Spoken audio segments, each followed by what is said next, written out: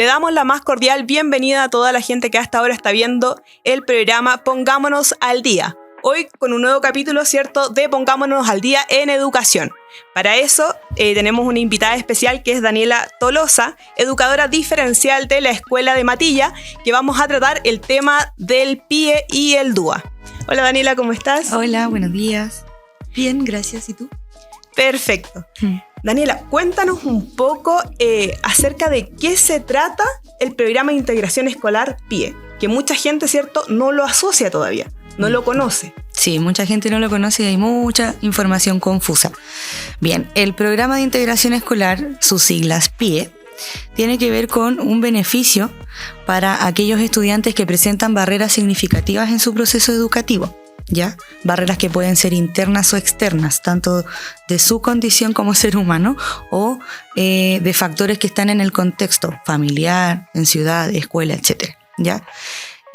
Para poder ingresar a un programa de integración escolar hay un proceso de observación, derivación y evaluación, ¿cierto? Los primeros meses del año se observa al estudiante, tanto los profesores que están dentro del aula como el equipo PIE que ingresa también a realizar este proceso de observación. Ya de pesquisa, le decimos nosotros, vamos a pesquisar, vamos a ver qué puede haber, qué barreras se pueden presentar dentro del aula, de manera global como curso y de manera específica como estudiantes. Pero la primera visión o el primer llamado de atención, por así decirlo, es el profesor en el aula. Siempre. ¿Por qué? Porque pasan más tiempo. ¿O les avisa a ustedes? Claro, porque ellos pasan más tiempo con los niños en el aula. Nosotros entramos de manera esporádica a veces a la sala. En cambio ellos pasan muchas más horas. Por ejemplo, las profesoras que son de primer ciclo pasan todo el día con el curso, y aquellos que son de segundo ciclo, si bien van rotando, también pasan muchas horas de la semana con el curso. Entonces son quienes tienen más herramientas físicas para poder observar y pesquisar. Y paralelo a eso, nosotros también vamos haciendo la observación. Entonces llega un periodo que el PIE dice: ya, profesores, reunión, vamos a hacer el proceso de derivación. Y se les entrega un formato de derivación donde ellos tienen que identificar qué hicieron ellos antes de derivar. Porque yo no puedo solo pesquisar y derivar. Yo también tengo que hacerme cargo como profesor de aula de qué hice para mejorar esa situación, esas barreras. Y si eso que yo hice no funcionó, ya es porque necesito ayuda externa. Pero siempre mi primera labor es del profesor de aula. Los profesores de asignatura, los profesores jefe, acompañantes, se llama ahora. Perfecto, Daniela. Viendo en este sentido, entonces, tengo entendido obviamente que en los equipos PIE que integran en los establecimientos educacionales existen varios profesionales a cargo. Ajá. Si nos puedes contar un poco cuáles son los profesionales que están a cargo, ¿cierto?, del equipo y de qué manera trabajan con los niños. Claro. Están los profesionales del área de la educación como educadores diferenciales y también psicopedagogos que se consideran profesionales que realizan mi misma labor, aunque legalmente tenemos funciones diferentes. ¿Ya? También está fonoaudiólogo o fonoaudióloga, kinesiólogo o kinesióloga, psicólogo o psicóloga. Esos son los profesionales que participan. Hay técnicos de educación especial también que cumplen el rol de tutoras. ¿Ya? Ellos son los que ingresan a las salas de clase, ¿cierto?, con algunos niños o algunos casos como especiales, ¿cierto?, dentro del aula. Claro, son casos que presentan demasiadas barreras muy, muy significativas y ya necesitan a una figura adulta al lado constante de apoyo. ¿Ya? Entonces, por eso existe la carrera de técnico en educación especial, se les da las herramientas para generar esta labor, ¿ya? Y ellas son quienes se hacen cargo de ese tipo de funciones. Previo a comenzar el programa, estábamos conversando, ¿cierto?, con Daniela acerca de que este obviamente es un trabajo que no solamente involucra al PIE y al profesor, ¿cierto?, que está en el aula con los niños, sino también un tema que se involucra también la familia. Idealmente. ¿Cómo funciona esto? ¿Cómo trabajan ustedes con la familia también del niño? La familia tiene que estar siempre involucrada. El estudiante pertenezca o no pertenezca al PIE. Siempre que hay un estudiante de la familia, hay un niño de la familia que pertenece a un establecimiento, la familia debe estar involucrada. Y legalmente se establece así también dentro de los derechos del niño y también dentro de los decretos educacionales. Se establece que la familia es un rol fundamental para la educación. Si el estudiante no tiene el factor protector familiar y esa guía emocional, va a ser muy difícil que dentro de la escuela logremos avances significativos para su vida. pueden ser avances esporádicos, ¿cierto? Voy a lograr que se saque un 7, voy a lograr que aprenda a sumar, por ejemplo, que va a ser algo importante, pero quizás que aprenda a valorarse a sí mismo, a confiar en sí mismo, a conocer sus habilidades, me va a costar mucho más porque desde la familia no se está ejerciendo a veces ese rol protector. Entonces, pertenezca o no pertenezca al pie del estudiante, la familia siempre es fundamental. Obviamente se logran mayores avances en el proceso del niño si la familia está involucrada. Por supuesto, ¿ya? Y la familia tiene que participar en todo proceso. Incluso desde el pie también hay muchos documentos que ellos deben ser conscientes y firmar como que existen. Planes de adecuaciones curriculares, planes de adecuaciones de acceso, informes de familia. Son citaciones constantes donde el padre, el apoderado, la madre, tiene que venir constantemente a la escuela a ser informados de los avances del estudiante. Y ahí tú te das cuenta como profesional, pues qué familia está interesado e involucrada en... ¿Qué familia realmente tiene barreras para cumplir este rol? ¿O qué familia... por más que tú derives a convivencia, esté OPD y todo, no va a funcionar. Daniela, tú también trabajaste, antes de trabajar acá en la Escuela de Matilla, donde llevas ya 2 años, trabajaste también en el liceo. Sí. ¿Cierto? ¿Cómo es trabajar con los adolescentes? ¿La familia se involucra de la misma manera que con los niños más pequeños? Trabajar con los adolescentes es genial, porque es un mundo, es un libro abierto. Todos los días hay algo súper loco y súper nuevo, ¿ya? Porque así son los adolescentes. Si están viviendo la vida así a flor de piel, entonces un día te aman, al otro día te odian. Una mirada tuya puede causar un cambio en un curso, como una palabra puede generar un acercamiento a un curso, ¿cierto? No así tanto con los niños más pequeños que tienen más llegada a ti solo por verte como adulto. Claro. ¿Ya? Pero el adolescente sí ya va a empezar a verte como desde otra perspectiva. Sobre todo si eres joven. Claro, a mí me pasó que yo llegué al liceo con 22 años. Claro. Entonces era bastante joven versus el cuerpo docente que me acompañaba. Pero eso fue un factor beneficioso para mí porque me permitió conectar súper bien con los chicos y las chicas. Donde tuve más barreras fue en el trabajo con aquellos profesores. Sí. Con los que son mayores. Claro. Sí. Pero fue súper enriquecedor profesionalmente y el trabajo con la familia sí tuve ahí como un shock emocional. Igual era mi primera experiencia laboral y todo, pero sí me costó mucho comprender por qué las familias de adolescentes creían que ya no debían acompañar su proceso educativo. Muchas familias en entrevistas me decían, no, es que él ya está grande, él ya tiene que saber, él ya sabe, yo llego del trabajo y él sabe que tiene que estudiar, si no lo hace ya no es mi culpa. Derivan la responsabilidad en el fondo que los padres, yo creo que tenemos toda la vida, ¿cierto? Con los niños. En la escuela. Entonces derivan esa responsabilidad en la escuela. Prácticamente así como, no sé qué va a hacer usted porque yo ya lo intenté. Entonces muchas de esas cosas obviamente desmotiva tanto al equipo de profesionales como al estudiante. Porque como te dije delante, el estudiante sabe que no tiene apoyo. Sabe que si no hace la tarea no va a pasar nada. No va a haber una consecuencia. ¿Cachai? O sea, no va a haber una consecuencia en la casa. En la casa. Entonces, da lo mismo lo que pasa en la escuela.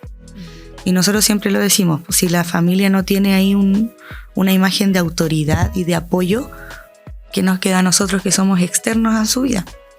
¿Cierto? Hay muy pocas familias que toman al docente hoy en día, porque antiguamente se idolatraba al docente, ¿cierto? Exactamente. Pero hoy en día se perdió un poco el respeto que existía antiguamente, ¿cierto? Puedo decir, en mis tiempos, hacia el profesor. Sí. Bueno, tú eres mucho más joven. Hay pocas familias que mantienen esa imagen, ¿cierto?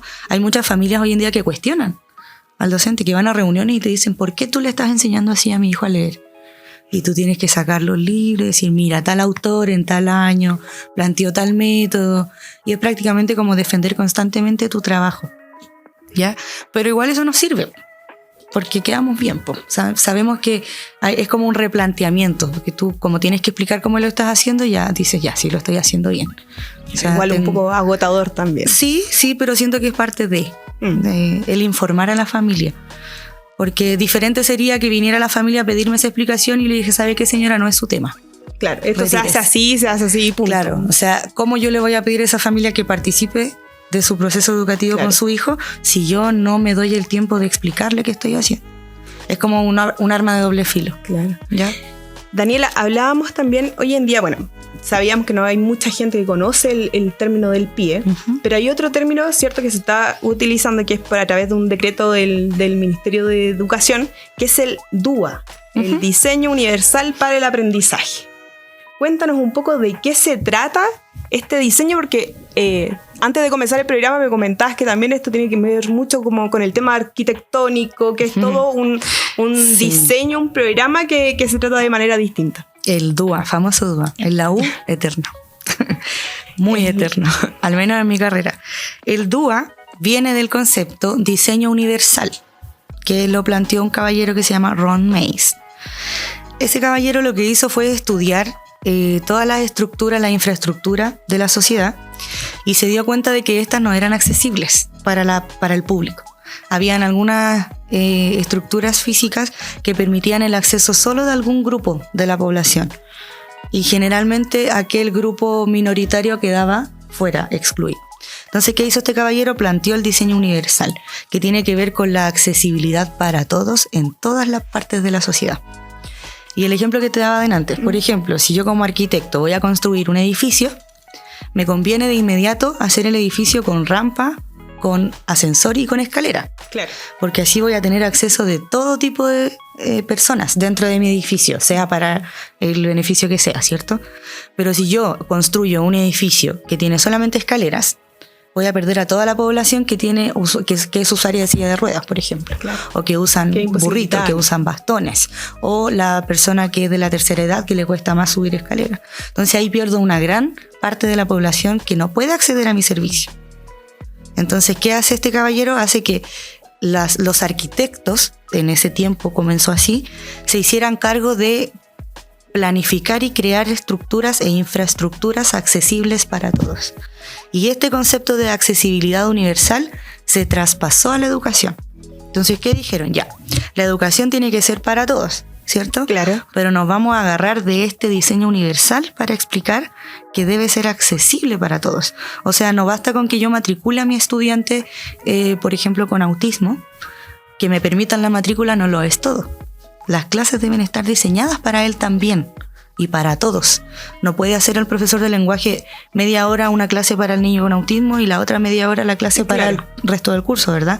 Debemos planificar para que el inicio, el desarrollo y el cierre de la clase sea accesible para todos los cerebros que hay dentro de mi curso. Y esto lo trabaja en conjunto el PIE con el profesor que está en el aula. Claro, como es el decreto 83 es como el respaldo legal de los profesionales del PIE. Lamentablemente no han habido actualizaciones, eso es bastante, para este tiempo ya es antiguo, ¿ya? Pero es lo que tenemos.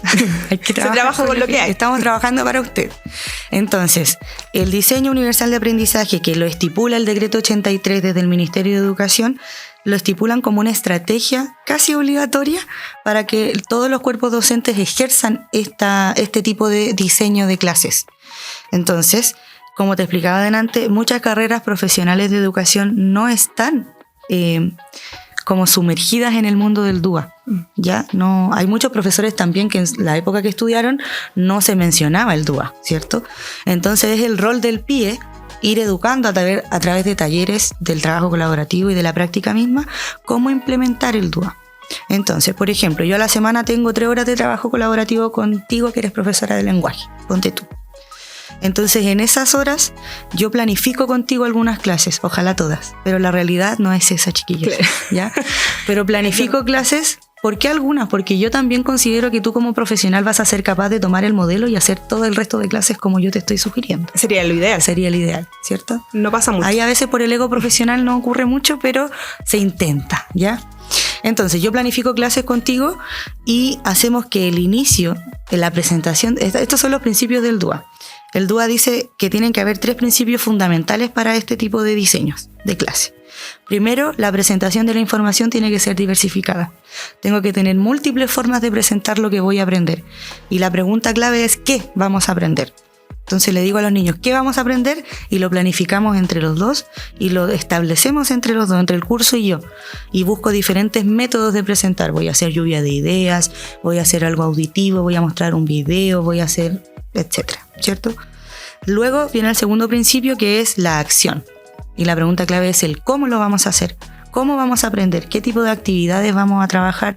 ¿Qué tipo de acciones vamos a realizar? ¿Qué habilidades voy a desarrollar en ese proceso?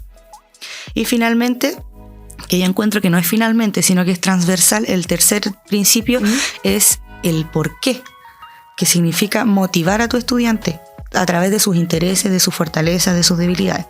Tengo que motivarlo a entender y tomarle sentido del por qué va a aprender eso, por qué va a ser funcional para su vida. Por eso los profesores tenemos que enseñar cosas funcionales para la vida. Hay muchas cosas del currículum nacional que ya no son funcionales para nuestra vida. Y ahí nosotros también tenemos que tener la capacidad de ir votando hacia un lado, priorizar. Ese es el punto. Daniela, te agradezco, ¿cierto?, por tu tiempo, por estar acá en el programa Pongámonos al Día, en el día de hoy, valga la redundancia, con educación. Así que muchas gracias por explicarnos, ¿cierto?, qué es el PIE, qué es el DUA, cómo trabaja el equipo PIE, que es sumamente importante hoy en día en la educación en nuestro país, obviamente aquí en la comuna de Pica. Así que te agradecemos millones, Daniela, que hayas venido y muchas gracias. Gracias por la invitación. Le agradecemos a todos por haber visto el programa de hoy. Pongámonos al día en educación y lo esperamos entonces para un nuevo programa.